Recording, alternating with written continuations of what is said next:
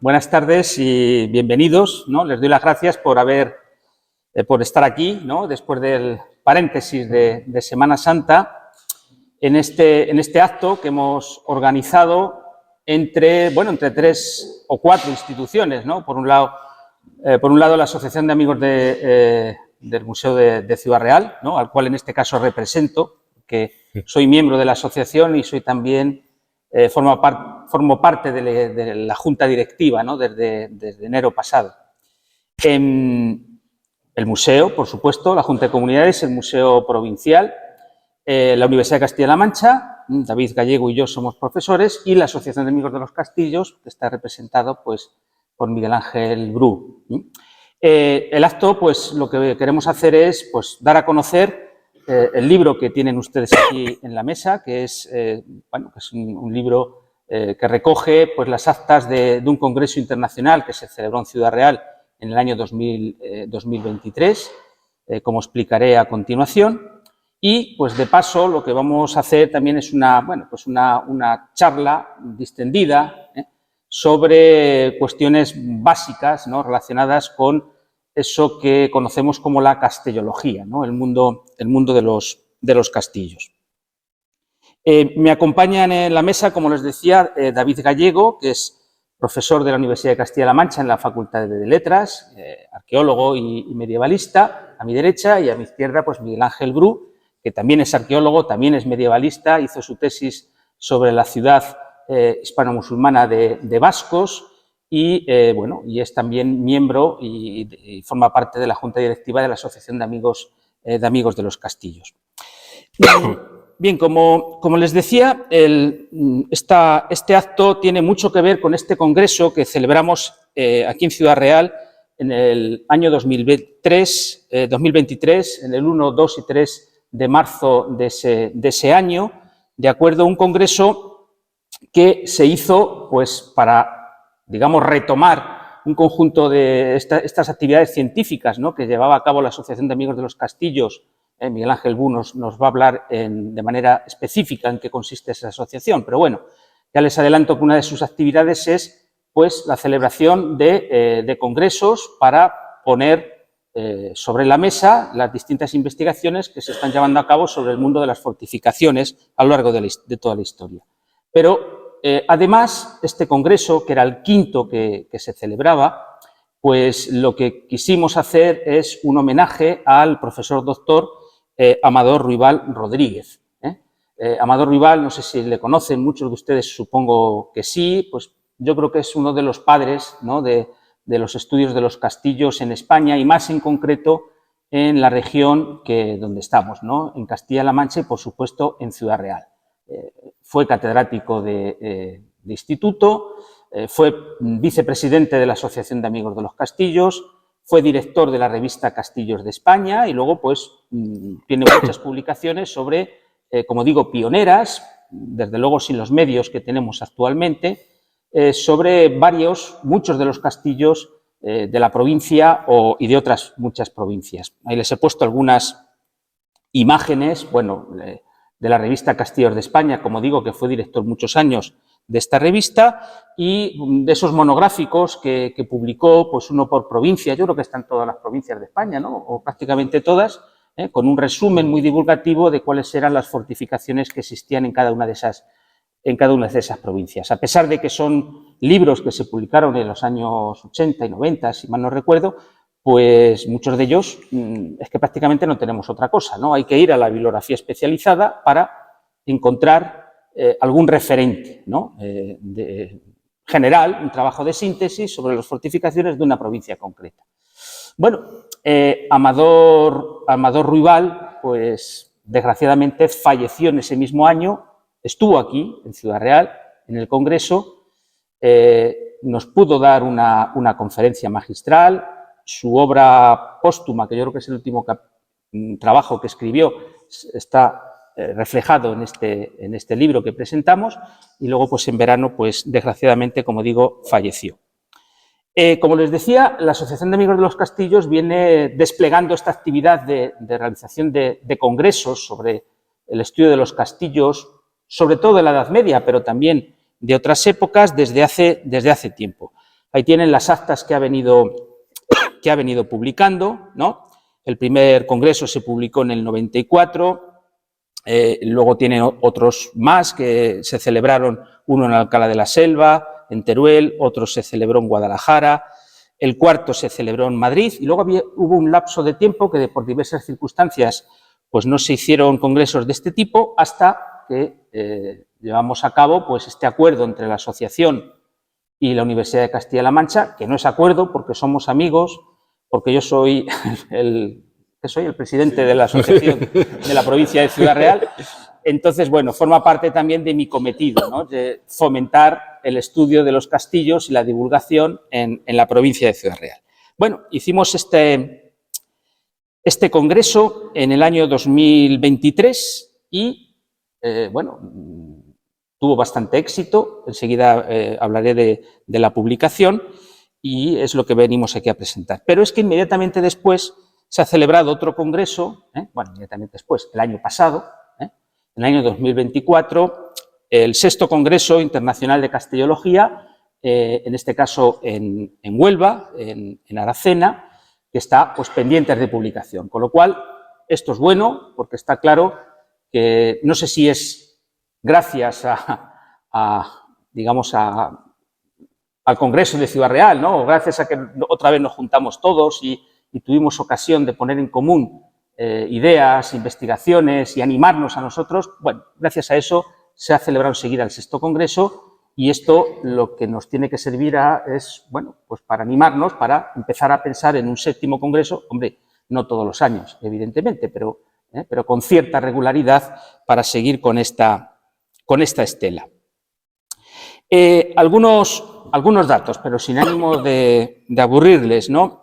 Ya les he dicho que el Congreso se celebró en el mes de marzo, tuvo 2 sedes, en Ciudad Real, en la Facultad de Letras, pero también nos trasladamos a Montiel, que ya saben que David y el que les habla, pues ahí tenemos nuestro castillo, ¿no? El Castillo de la Estrella de Montiel, donde llevamos trabajando desde el año 2012 y el Ayuntamiento siempre colabora con nosotros para que podamos llevar a esta localidad cualquier tipo de actividad científica y demás. Bueno, allí estuvimos un día en Montiel, en una jornada de campo, pero también académica, muy interesante. Asistieron 180 congresistas y el resultado, y luego autores como tal, bastantes, ¿no? 127 autores, de tal manera que al final el resultado es, como digo, un volumen voluminoso, ¿no? Valga la redundancia. Son 792 páginas. Hemos querido que saliera a color para, digamos, evidentemente para que se pueda disfrutar, ¿no? Porque disfrutamos con estas cosas, no se lo crean, ¿no? Disfrutamos estudiando, disfrutamos leyendo sobre castillos. Es internacional porque nos visitaron profesores investigadores de otros lugares, ¿no? Algunos muy lejanos, como del continente americano. Y enseguida hablaré de las secciones porque la idea es, somos medievalistas los 3 que estamos aquí, pero el hecho fortificado trasciende, ¿no? al periodo medieval, ¿no? Y enseguida les hablaré un poco de esta cuestión.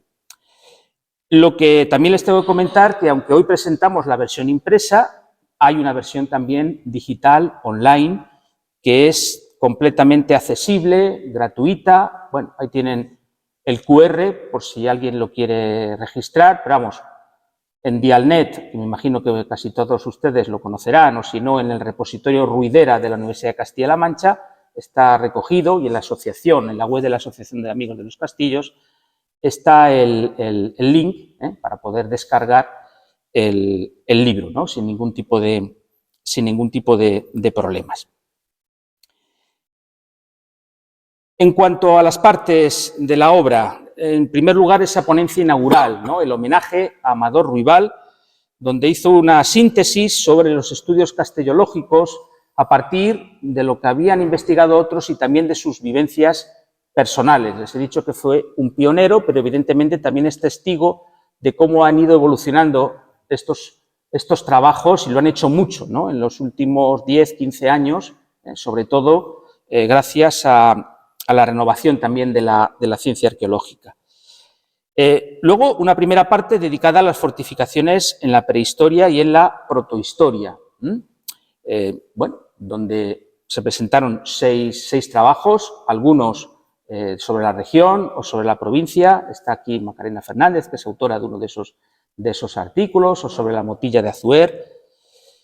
De la Alta Edad Media al Andaluz, aquí reunimos un poco trabajos relativos a la fortificación andalusí con algún otro sobre los primeros castillos cristianos, 8 trabajos. La plena Edad Media, plena y algo de baja Edad Media, son 16 trabajos sobre la fortificación en los reinos cristianos. Ya pueden ver que al final, pues, los castillos es cosa de medievalistas, ¿no? Porque hablar de castillos es referirnos al medievo. La parte cuarta es la que atiende la fortificación desde la segunda mitad, desde mediados del siglo XV, reinado de Enrique IV en adelante, hasta y toda la época moderna, con 12 trabajos.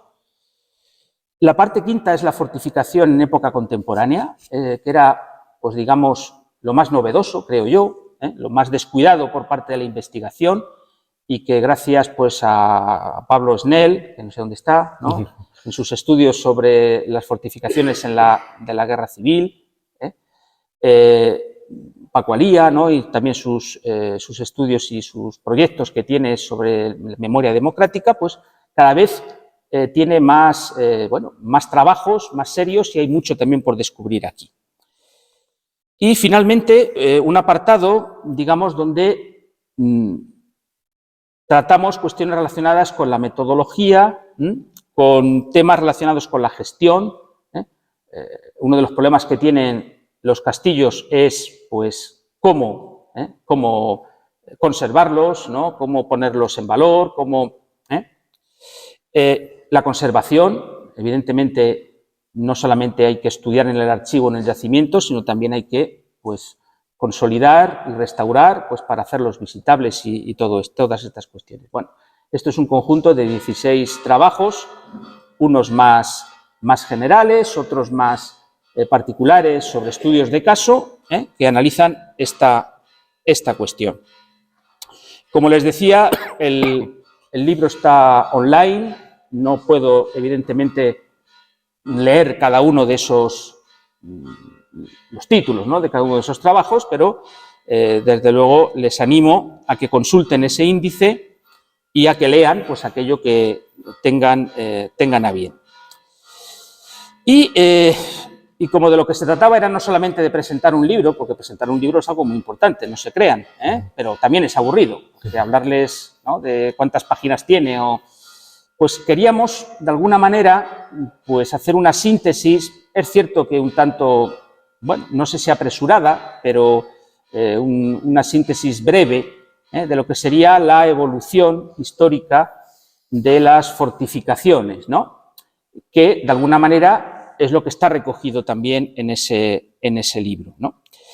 En primer lugar, en cuanto al término, ¿no? Estamos acostumbrados a hablar de castillos, de castillos, y lo aplicamos, pues, casi para cualquier época.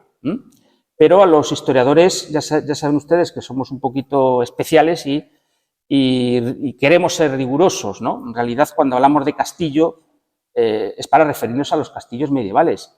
Y hay medievalistas que piensan, y ahí me incluyo yo, que cuando hablamos de castillo nos referimos a los castillos cristianos y no tanto a las fortificaciones musulmanas. Pero bueno, esto es otro debate. Por tanto, hablamos de castillos algunas veces como sinónimo de fortificación, pero no es lo mismo, ¿no? Fortalezas o fortificación, o la arquitectura defensiva, ¿no?, que se habla, pues, en el Ministerio de Cultura, en el IPC, etcétera, pues es un concepto como más amplio, ¿no? Es un concepto más amplio que engloba a fortificaciones de distintas épocas, incluidas las medievales, incluidas los castillos u otras fortificaciones medievales. Es cierto que el término más popular es el de castillo, es el que más se ha popularizado, ¿no? Y etimológicamente, castillo viene del latín, ¿no? Viene del latín, de castrum, de castellum, y de ahí derivó a la palabra castillo, y tan popular es que incluso, pues, ahí no solamente hay apellidos, ¿no?, sino también hay topónimos, y algunos tan importantes como la denominación de reinos históricos, como puede ser Castilla, que ya saben ustedes que se la empezó a denominar así porque era una tierra donde abundaban este tipo de fortificaciones, tierra de castillos, y quizás es menos conocido pues que Cataluña tiene la misma etimología, ¿no? Esa Cataluña condal, esa Cataluña franca de época carolingia era pues también una tierra donde abundaban los castillos, ¿no? Y de ese latín pues derivó a una serie de términos, Catlanus, Catlá, Cataluña, es decir, Cataluña también significa tierra de castillos. Por tanto, es un término que estamos muy acostumbrados a tenerlo en nuestro vocabulario, en nuestro día a día, en un barco, ¿no? Se habla del castillo de popa, es decir, es algo bastante habitual ligar el término castillo con el término de fortificación, aunque insista que si queremos ser rigurosos hay que referirnos con este término exclusivamente para los castillos cristianos medievales. ¿Y cuándo surgen los castillos? Bueno, pues cuando hay una necesidad de autodefensa, porque un castillo fundamentalmente es eso, es un artificio para defenderte de otros, de alguien o de alimañas, o para proteger un bien común. Hay castillos que son graneros para proteger el ganado, de ahí vienen los albacares, ¿no? de las fortificaciones musulmanas. Un simple muro que pudo cobijar una aldea del Neolítico, que evidentemente no han quedado restos, pues ahí ya podemos empezar a hablar de la historia, ¿no? De la arquitectura defensiva o de las fortificaciones. Quizás en el Paleolítico también, pero no tenemos huellas. En el Próximo Oriente se habla de la muralla de Jericó, ¿no? Como uno de los primeros testimonios, pero bueno, en la península ibérica las grandes manifestaciones de arquitectura defensiva se dan con las sociedades complejas, y esas sociedades complejas pues son fundamentalmente a partir de la edad de los metales, ¿no? Con la aparición de las jefaturas. Me estoy metiendo en un terreno, Macarena, ¿verdad? Complicado, porque yo soy medievalista, pero bueno, esas sociedades complejas, esas jefaturas, esa necesidad de protección, esa agresividad, porque es cierto, pues dan como resultado pues construcciones como este gran poblado de los Millares, donde aparecen además elementos que eran súper novedosos, porque los vamos a encontrar luego en las fortificaciones medievales, ¿no? Esos fosos, torres de flanqueo, incluso primeros baluartes, etcétera, etcétera. Pero es que en La Mancha, claro que tenemos ejemplos de este tipo, ¿no? Y a nadie se le escapa que la famosa Motilla del Azuer es una fortificación. Ya les he dicho que hay una publicación de Miguel Torres y de David Rodríguez en el libro que estamos publicando sobre las fortificaciones de la Motilla de Azuer, ¿no? de la edad del bronce, ¿no? Con esas murallas de carácter concéntrico, pero también los poblados en altura, como el Cerro de la Encantada, ¿no? De Granátula de Calatrava, un lugar precioso que lleva años sin excavarse, pero que merece evidentemente una visita. En época ibérica tenemos también grandes elementos defensivos ligados fundamentalmente a esos ópida que aparecen en el litoral, pero también en el interior de la península, ¿de acuerdo? Bueno, no puedo desarrollarlo de manera plena, porque insisto que no es mi especialidad, pero como ven hay una continuación y siempre hay una mejora tecnológica en relación con este tipo de edificaciones, construidas, pues, digamos, casi siempre con materiales que evidentemente se busca que sean perdurables, ¿no? y que puedan resistir algún asedio o algún intento de zapa y mina, etcétera, etcétera. De ahí pues, que la piedra sea omnipresente, aunque también se use evidentemente la tapia, ¿no? La tapia terrera. Aquí tienen, por ejemplo, una imagen de un yacimiento de la provincia de Jaén, de Puente Tablas, pero podríamos hablar también, lógicamente, del Cerro de las Cabezas en Valdepeñas o del propio Alarcos, que les comentaba anteriormente. Los romanos, lógicamente, también innovaron y también introdujeron obras de fortificación al compás de las conquistas y la defensa del limes, y es muy conocido pues lo que sería la estructura, ¿no?, de estos castra, perfectamente, además que se repiten hasta la saciedad. Al fin y al cabo estamos hablando pues de un poder central, ¿no?, de un imperio con una serie de ingenieros militares que construyen de una determinada forma, con fosos, con torres de flanqueo y demás, y la denominación, que es la que ha quedado a posteriori, no tanto lo que sería lo que es la fisonomía, ¿no?, del edificio. Y llegado a época medieval, como les decía, ¿no?, es cuando se produce, digamos, una eclosión, ¿no?, de este tipo de arquitectura militar. Y en el caso peninsular, tanto en la zona cristiana como en la zona musulmana. Bueno, ahí tienen un poco el mapa de las líneas de reconquista, ¿no?, y también una miniatura a la cual pues le tenemos bastante cariño porque pertenece al Tumbo Menor de Castilla de la Orden Militar de Santiago.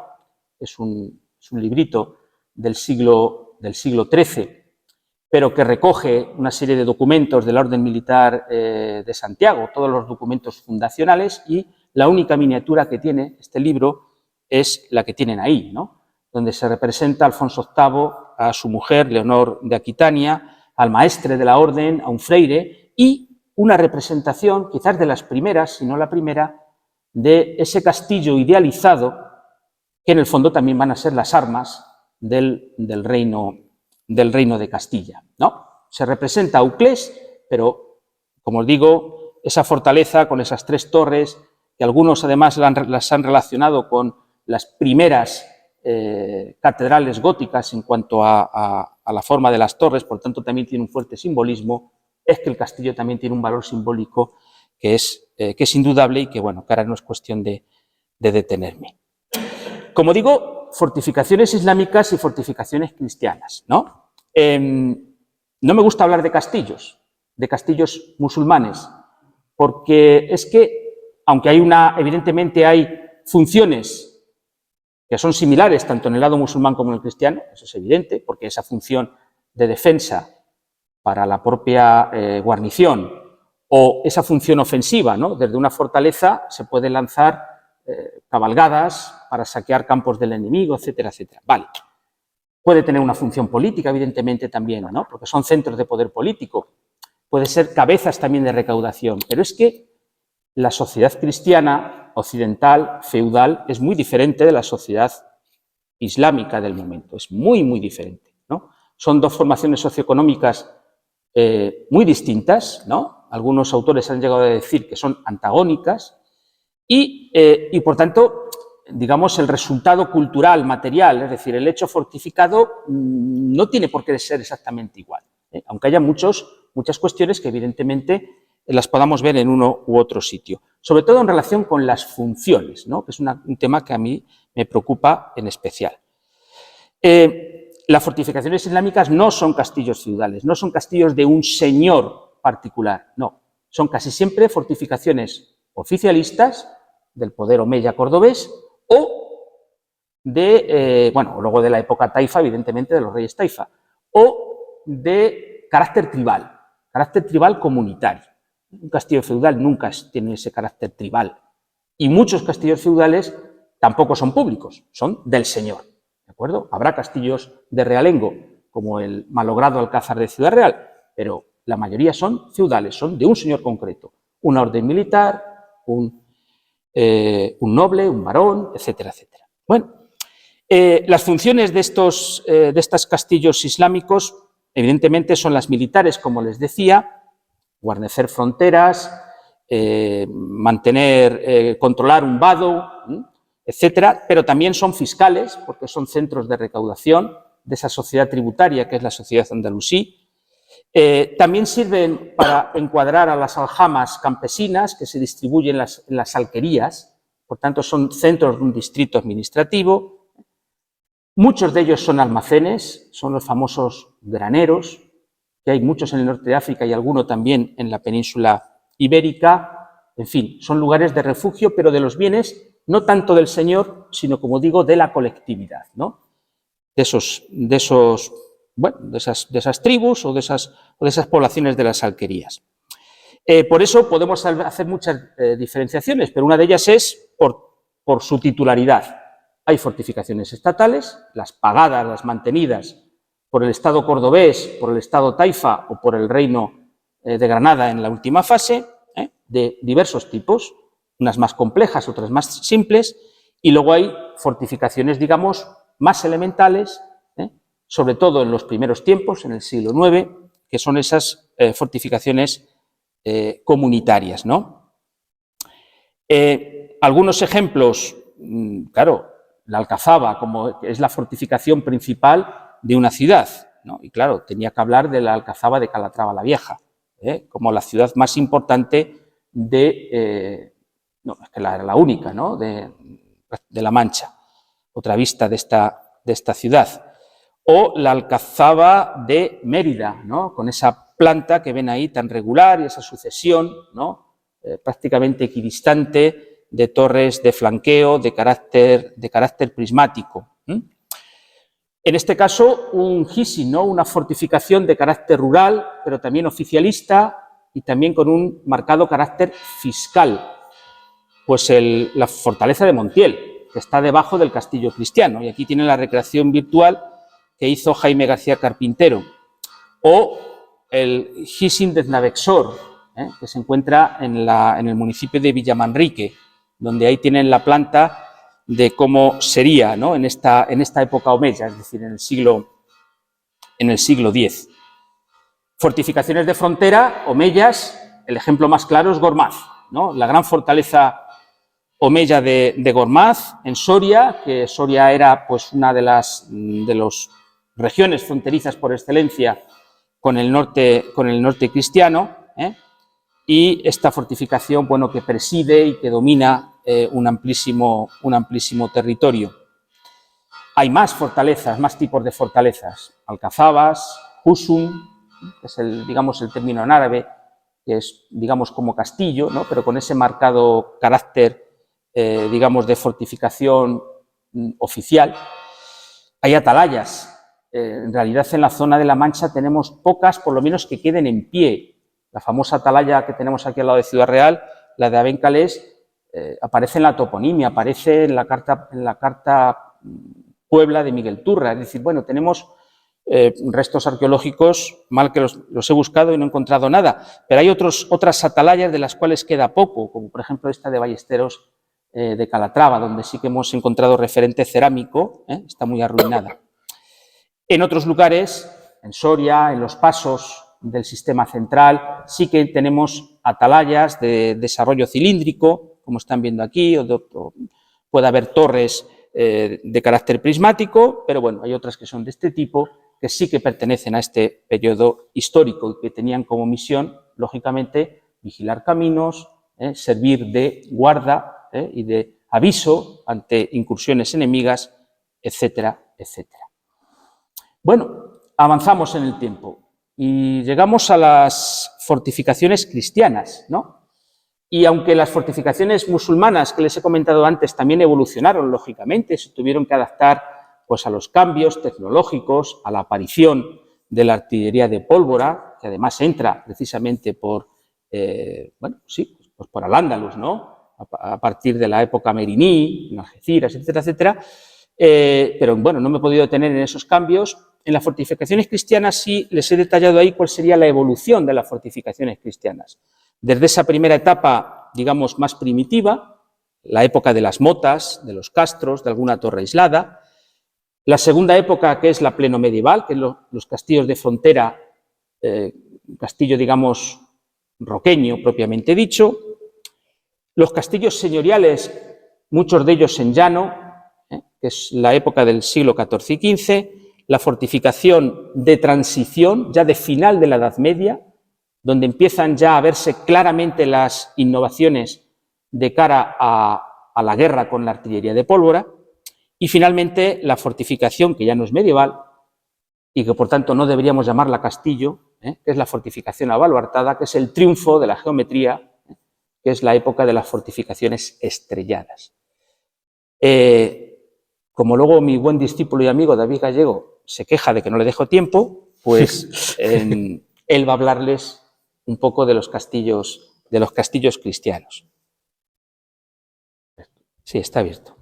Bueno, buenas tardes. Bueno, por ir avanzando, pues ir haciéndoles un repaso muy sencillo sobre estas fortificaciones cristianas y que podemos denominar distintos tipos. Por ejemplo, motas, castros, castillos, que ya las tenemos presentes desde el siglo VIII, siglo IX, que hemos tenido suerte en algunos casos de poder estudiar de manera arqueológica en el territorio de Castilla y León. Muchas veces pensamos que solo tenemos este tipo de fortificaciones en Europa, las famosas motas, y a veces nos encontramos noticias de prensa, ¿verdad, Pablo?, que hablan de que se descubren de repente miles de motas en España, cuando no existían.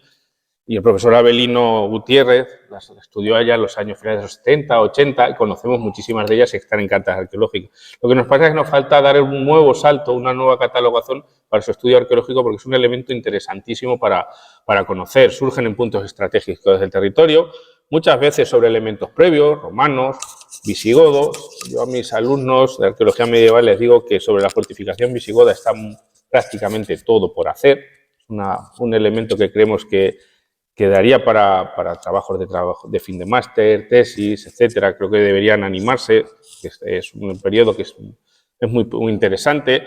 Y además que empiezan a evolucionar a partir de un elemento que sí que conocemos más en Europa, es una mota sobre una torre, un montículo, una empalizada, y a partir de ahí se complican. Bien, es verdad que muchas de ellas, como se complican tanto, se transforman tanto, el elemento mota o tipo mota va a desaparecer sustituido por el resto de la fortificación. Y de forma paralela vamos a tener la reconstrucción de las murallas de ciudades o a veces la creación de las primeras murallas cristianas de las ciudades. Es el elemento que les comentaba, este tipo de mota que surge de madera, esa acumulación de tierra.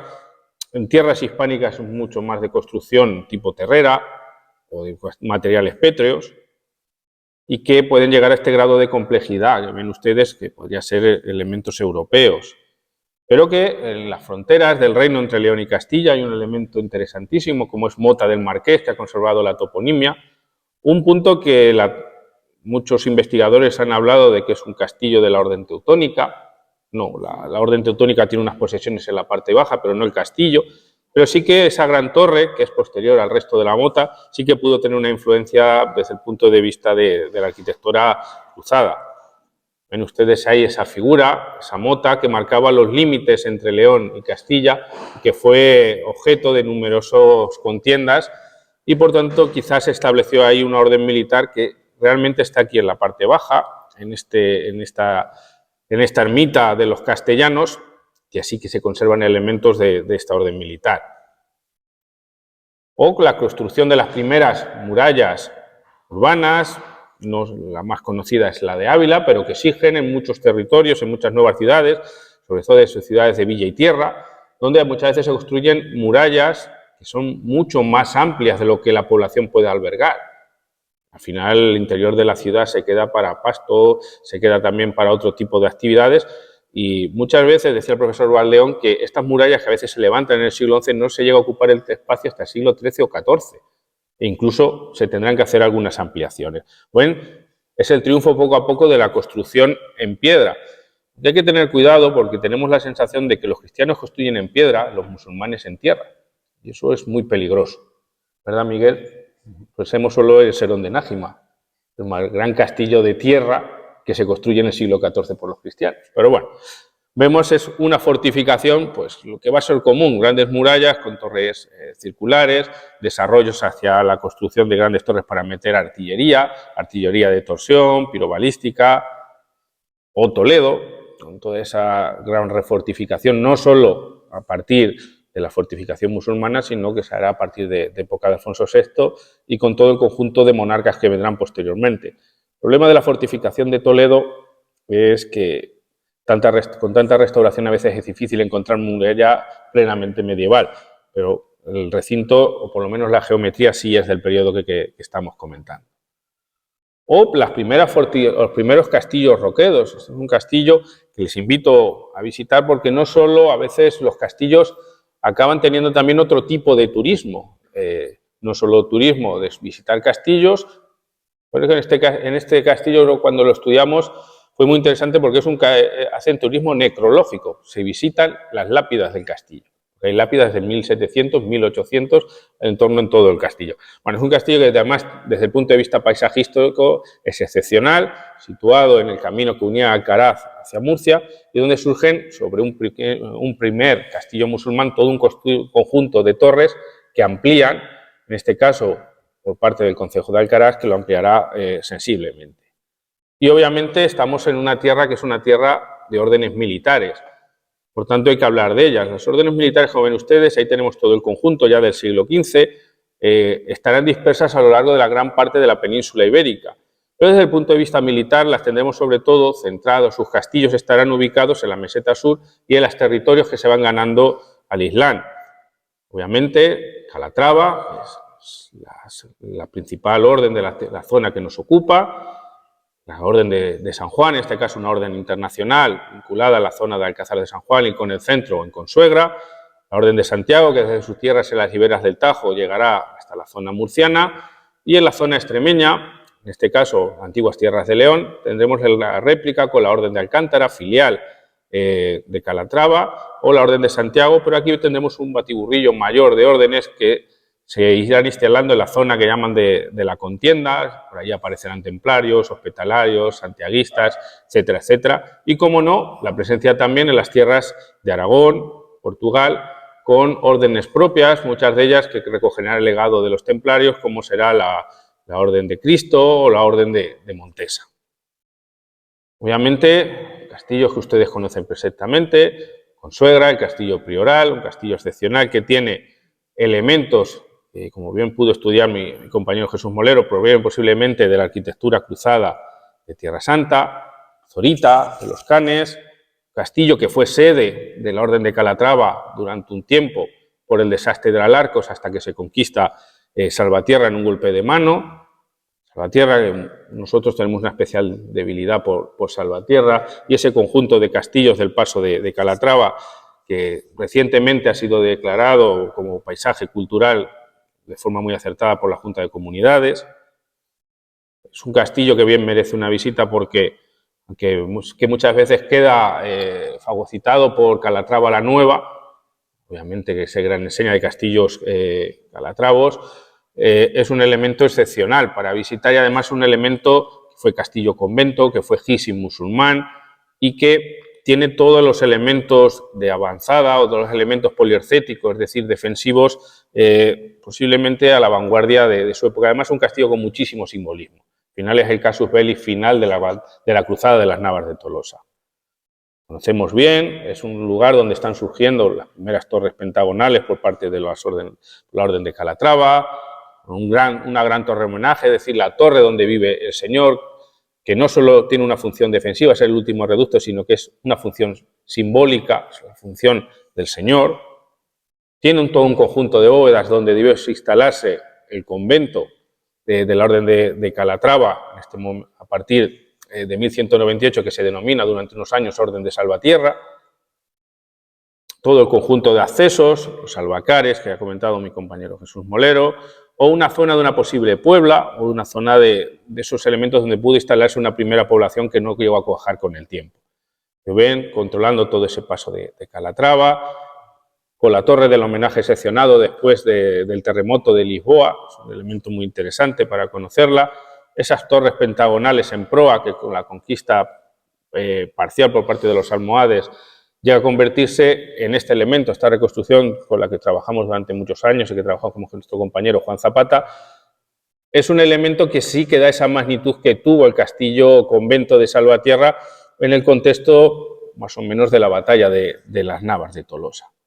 Y obviamente el que ustedes mejor conocen, tenemos muy a la mano, el castillo-convento de Calatrava la Nueva, que replica ese modelo de los freires, una zona religiosa con una zona militar, donde se desarrollan pues toda la actividad central de las órdenes militares. No me puedo detener a explicarles todo, es un tema ciertamente complejo. Aquí ven esa magnífica panorámica de la iglesia, con el castillo que se sitúa sobre una fortificación anterior que fue el castillo de Dueñas, o en el que también trabajamos nosotros, el castillo convento de Uclés, no monasterio, por Dios, y que, como bien le gusta decir a mi compañero Jaime García Carpintero, nos da mucha lástima que esté ese gran monasterio o ese gran convento de la Edad Moderna, porque hemos perdido la visión de lo que fue el gran convento medieval de la Orden de Santiago, pero que gracias a esa reconstrucción que hizo mi compañero Jaime podemos conocerlo.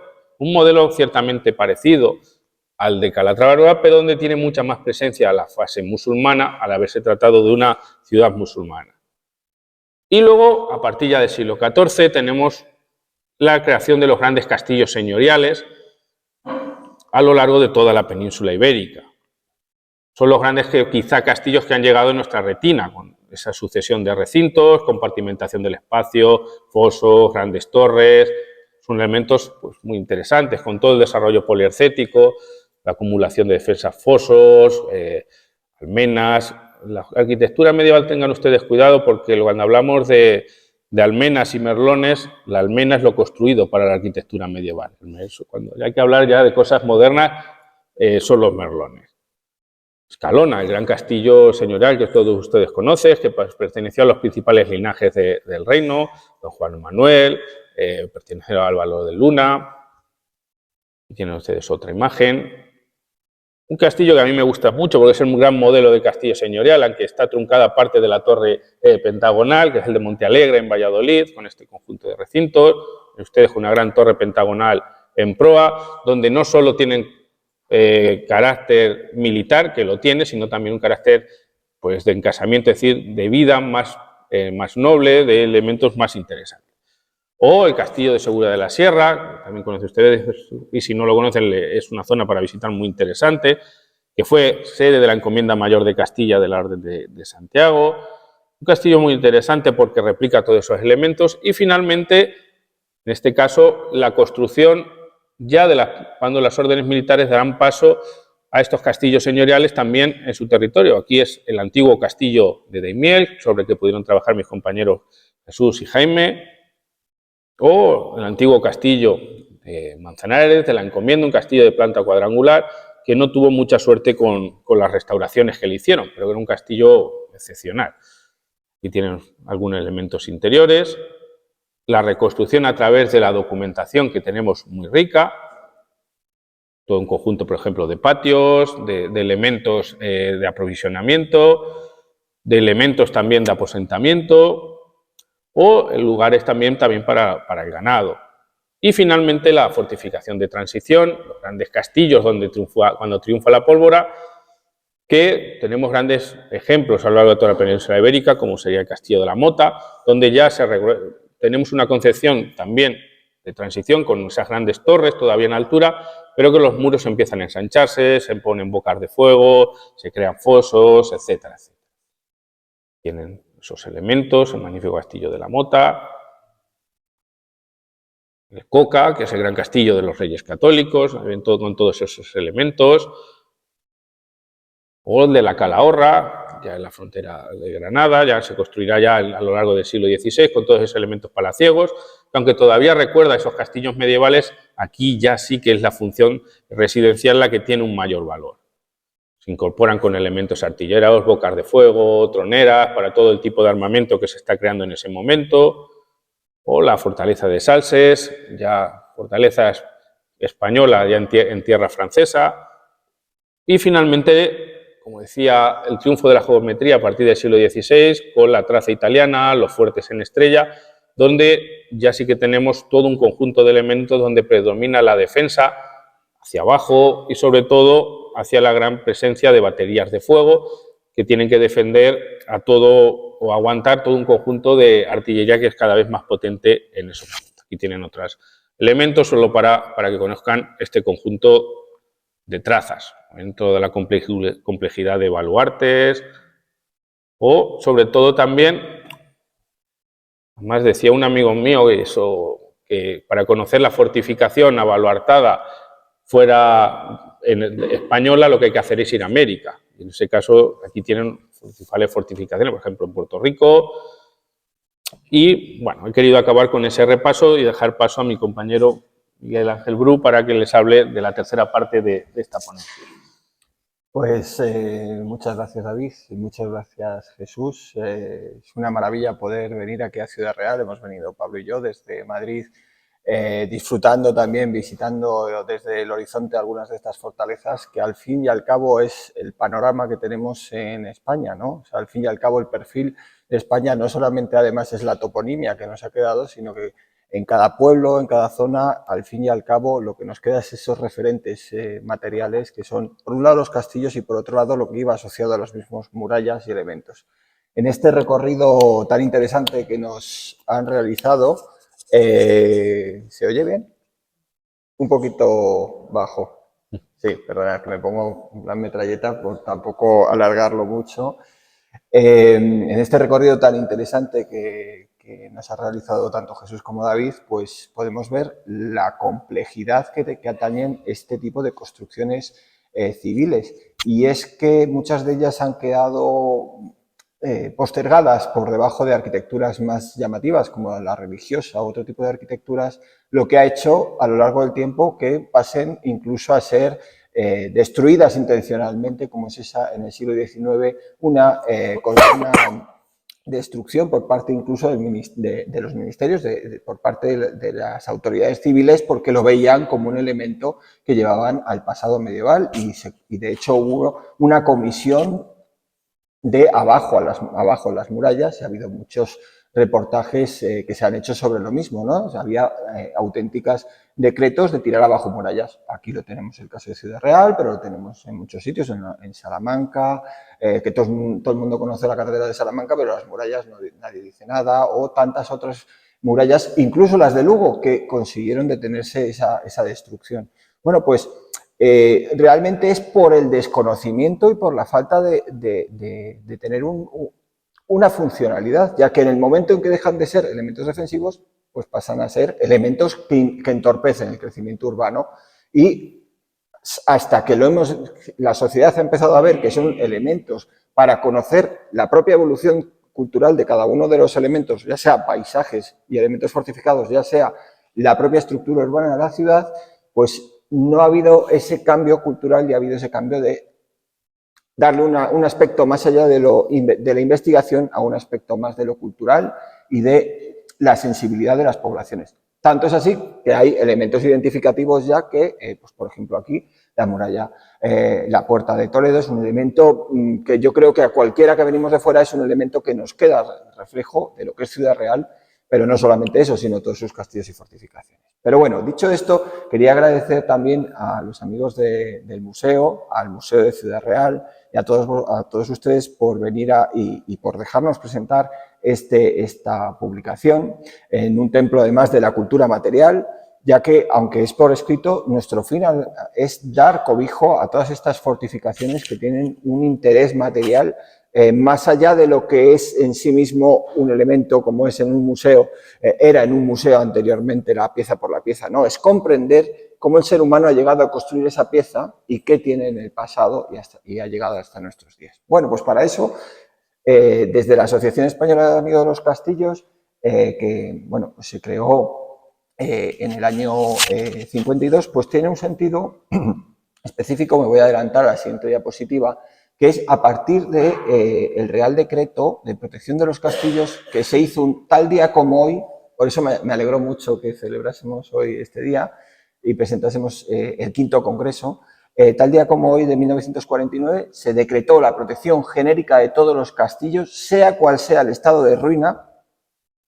Pobres ayuntamientos, porque les obligó a los ayuntamientos a ser los responsables de estas y a ser los que velen por ellas, y a Bellas Artes a generar un inventario. Bueno, nos queda mucho trabajo por delante y todavía estamos discutiendo por lo mismo. En el año 85, la Ley de Patrimonio Nacional directamente absorbió este Real Decreto y lo pasó como bienes de interés cultural. Por lo tanto, todos los castillos de España, sea cual sea el estado de ruina en el que se encuentren, son automáticamente decretados bienes de interés cultural con todo lo bueno y todo lo malo que ello atañe. Todo lo malo que ello atañe al Castillo de Almonacid, se acaba de caer un trozo, el responsable hay que buscar no solo la responsabilidad, sino que hay que actuar como ciudadanos que somos sobre nuestro bien, porque es el patrimonio. Como muchas veces he oído a Pablo, el patrimonio es lo que heredamos de nuestros padres. Si no cuidamos lo que heredamos de nuestros padres, poco vamos a dejar a nuestros hijos y nos van a representar. Pero bueno, dicho esto, aquí estamos también por un padre, en este caso, yo creo de todos, que fue Amador Ruibal, un investigador de primer orden, que en un momento determinado en el que los castillos pues no eran más que ruinas en el espacio, le dio un sentido. Le dio un sentido de una investigación. Se acogió y entró dentro de la asociación donde había otros investigadores, ya desde el año 52 que se creó, como pudo ser Leonardo Villena, como pudo ser Federico Bordejé, que es quien da nombre a la biblioteca que tenemos, una biblioteca bastante importante que tenemos en Madrid, única específica de las fortificaciones, donde hay desde fotografías en cristal, fotografías en papel, hasta publicaciones hasta nuestros días, que está para uso de todos. Nos juntamos los amigos allí, como amigos de los castillos y como amigos de la investigación, y debatimos. Y entre otras cosas, pues se generó esta dinámica. Había una asociación de Ciudad Real que llevaba Jorge Martínez Lillo, Sánchez Lillo, gracias, y que voluntariamente quiso además ser miembro, presidente de honor, y pasó a ser presidente Jesús Molero, allá antes de la pandemia, 2018, parece hace un milenio. David también entró, ellos además acudieron a estos congresos, al de Alcalá de la Selva y otros, o sea, son miembros de la asociación de antaño, más antiguos casi que yo incluso. Y celebramos el resurgir de esta delegación, ¿no? Con el ánimo, además, de que abarcase incluso Castilla-La Mancha, porque, bueno, pues eso es un fin que podemos tener, que es ampliar, porque falta mucho por inventariar, falta mucho por investigar, y no solo medieval, sino de todos los periodos. Por lo tanto, darles cabida y darles que sea conocido por todos los miembros, ¿no? Bueno, pues de estas conexiones que se hacen, pues surgió, gracias a ellos, también la conexión con Estela en Marcha y la digitalización de todo nuestro boletín desde 1952, primer boletín donde escribían pues grandes investigadores de los castillos con imágenes que ahora mismo están totalmente desaparecidas. Pues todo esto ha quedado digitalizado y está accesible a golpe de clic, ya sea a través del Instituto de Estudios del Centro de Estudios de Castilla-La Mancha, gracias, o a través de la página web de la Asociación Española de Amigos de los Castillos, que está enlazado. Junto con ello, pues lo que tiene estas sinergias, hicimos un convenio que, como bien decía Jesús, es una colaboración entre amigos, y este convenio llevó a, oye, Amador, el que ha estado investigando, hizo su tesis doctoral sobre castillos en La Mancha, estaba pues bueno, no se encontraba bien de salud, tenía un cáncer que venía siendo acuciante y él, aunque lo tenía, iba, lo decía y además te daba una conferencia, como nos dio en el Congreso, que nos dejaba a todos, iba desde Viollet-le-Duc hasta nuestros días, presentando además a su familia que se los llevaba a Caracuel, y hay una foto espectacular con los hijos en Caracuel, los pobres que evidentemente salieron corriendo de la arqueología, aunque tienen ese empapado que les dejó de midiendo con la cinta métrica en Caracuel, por ejemplo, ¿no? Bueno, esto llevó a hablar entre nosotros y decir, hay que hacerle un homenaje, y además surgió la oportunidad de que la universidad, gracias a Jesús y gracias a David, pues se volcó también y reanimamos y resucitamos lo que son los congresos. Y en efecto, gracias a esto, pues la inercia ha llevado a crear otro congreso en Huelva y a que se nos hayan presentado otras oportunidades, ya sea en Soria, ya sea en Valladolid, ya sea en otros sitios, de un siguiente congreso que seguimos con ánimo de hacer, ¿no? Bueno, la asociación, no me voy a alargar mucho porque hay muchísima información. Esto que os estamos dando es una píldora de, por ejemplo, un curso que hicimos con la Universidad Autónoma, un curso donde se nos decía por parte de la universidad a la asociación que era necesario incluir de alguna forma estudios de toda la evolución de las fortificaciones, porque son estudios tan generalistas a veces en la universidad que temas tan detallados como es la arquitectura defensiva, pues quedan fuera del mismo marco. Entonces, se nos planteó, hicimos un par de cursos y bueno, pues nuestro ánimo es seguir en esa línea, en diferentes líneas que vamos a poner. Todas estas líneas las pueden encontrar en el portal que nos sirve para lanzar toda la información, castillosdeespaña.es. En ella hay una parte, en la parte superior, ¿esto tiene puntero? Sí. Otra cosa es que se vea. Bueno, en la parte superior hay una parte que se llama recursos. Si le damos, nos sale lo que es el inventario. Un inventario que se le contrató de una forma, así decirla, a la asociación desde el primer momento por el Ministerio de Cultura y se desarrolló hasta los años 90 primero con la primera publicación, el catálogo de castillos que hay de 1968, que es el inventario donde figuran los bienes de interés cultural, que faltaban muchísimos, solamente se publicaron 200 de todos los que hay. Bueno, pues de esa publicación hasta nuestros días se han seguido inventariando. Nosotros actualmente tenemos 10.000 bienes fortificados e inventariados. Cada provincia tiene muchos y faltan muchísimos otros. Claro, estamos hablando de todas las fortificaciones que van desde la prehistoria hasta nuestros días. Hablando incluso de las líneas de fortificación de la línea P de defensa del Pirineo por la entrada, pues si había una entrada por parte de las democracias hacia la península, pues se hicieron esas líneas. O fortificaciones del Estrecho y demás. Hay una serie de elementos que también se inventarían, ¿no? Pues bueno, esa parte fundamental que ya nos da la legislación, que es la catalogación, nosotros la hemos continuado, seguimos trabajando en ella, tenemos tenemos 2 sillas, más 3 sillas, estamos 4 incluso, en el Plan Nacional de Arquitectura Defensiva, donde se dan todas las líneas de intervención y una de ellas es que vamos a intentar conseguir que esa catalogación se amplíe todavía más. Este es en el ámbito de catalogación, pero para ello hay un ámbito de investigación. Ya hemos hablado de los 2 congresos, hemos hablado también de la colaboración en la creación del boletín, pero es que ese boletín es una revista de investigación y divulgación que se ha dividido en 3. Aquí os hemos traído algunos números que luego a los que quieran se les puede dar, sobre monográficos específicos de algunas provincias, en este caso de la de Córdoba, se ha hecho sobre Murcia. Se están intentando buscar otros monográficos sobre provincias específicas para conocer en detalle esos castillos de esa provincia, pero también nuestra revista online donde se envían artículos y son bienvenidos todos los artículos de todas las épocas de fortificaciones que se hacen por pares ciegos y con todos los criterios de investigación actuales de la universidad. Y luego un boletín de socios donde pues comentamos cosas, viajes y demás, ¿no?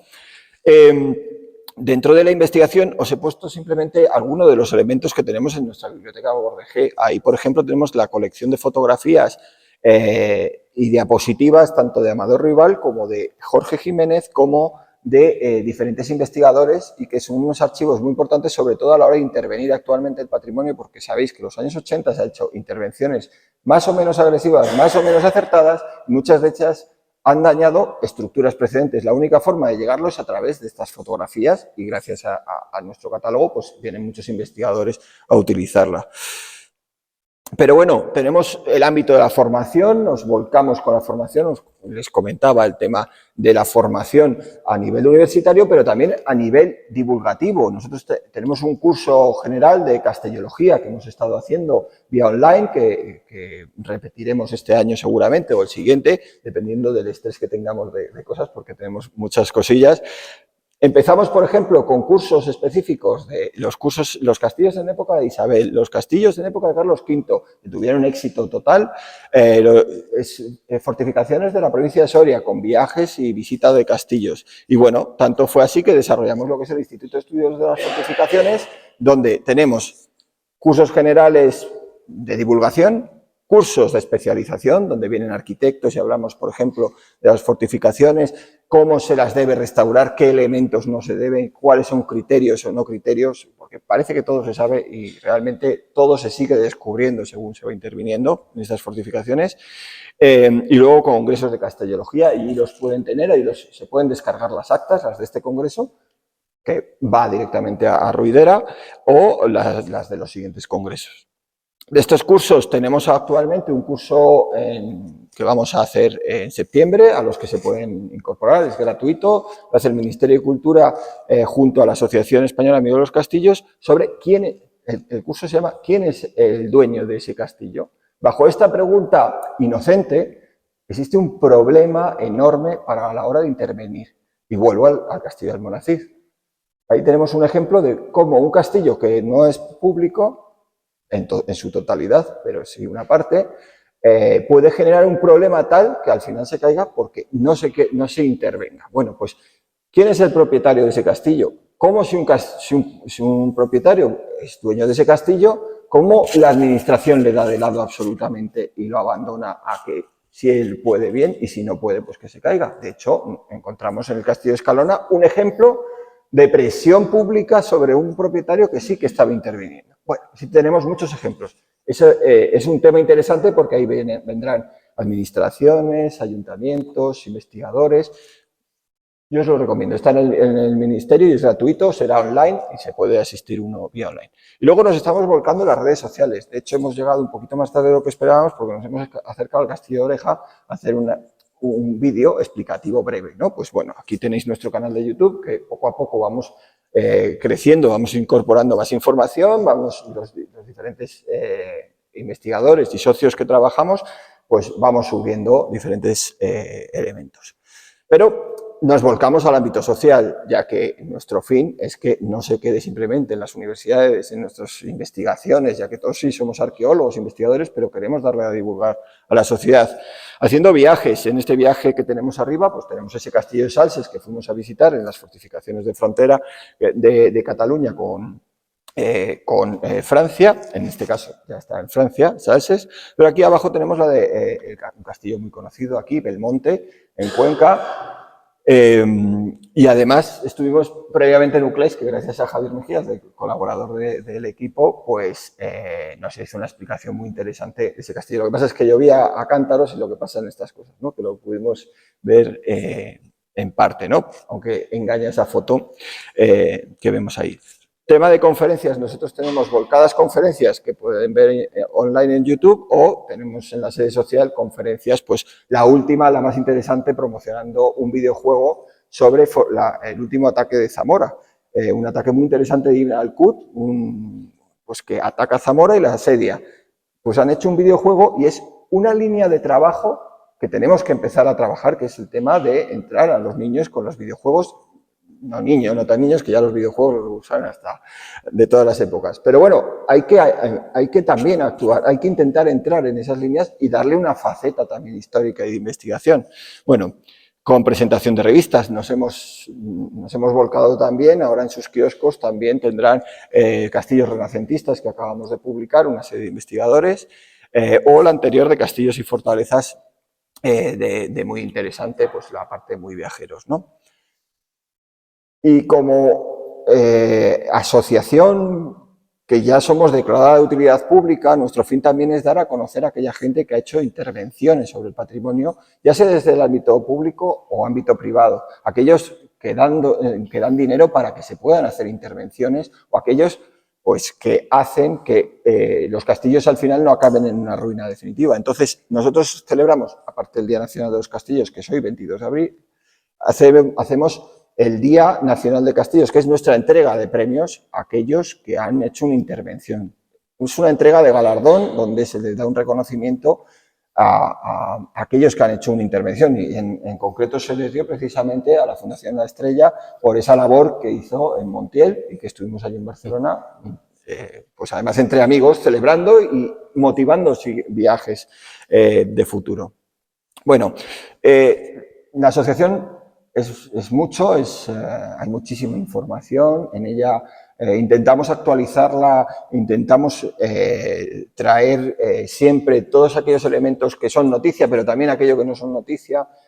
Intentamos estudiar todas las fortificaciones desde la prehistoria hasta las fortificaciones de la Guerra Civil, línea P, fortificaciones ahora que íbamos a estudiar, como por ejemplo con el centenario del desembarco de Alhucemas, donde hay muchas fortificaciones africanas muy desconocidas y que son origen luego de fortificaciones aquí en la Guerra Civil y que no se entenderían unas sin otras, pues es ir estudiando, dando a conocer y haciendo finalmente lo que es nuestro lema, que es si los damos a conocer y si la gente lo asimila como un elemento simbólico de estudio y de su territorio, no perecerán, ne perean.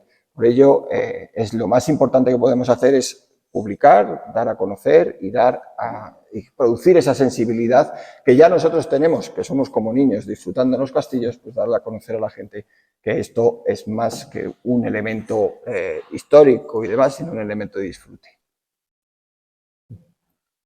Bien, pues por nuestra parte nada más. No sé si tienen alguna duda, alguna pregunta. Antes de cerrar, les quiero recordar, ¿no?, que este próximo jueves tenemos la siguiente conferencia del ciclo que se está haciendo, ¿no?, en torno al agua, que se titula Innovación y digitalización del ciclo sostenible del agua en Ciudad Real, que va a ser impartida por Julián Javier Martínez Ruiz, ingeniero de caminos, director de Acuona en Castilla-La Mancha. El jueves 24 a las 7:30 aquí, ¿no?, la siguiente conferencia de este ciclo tan interesante.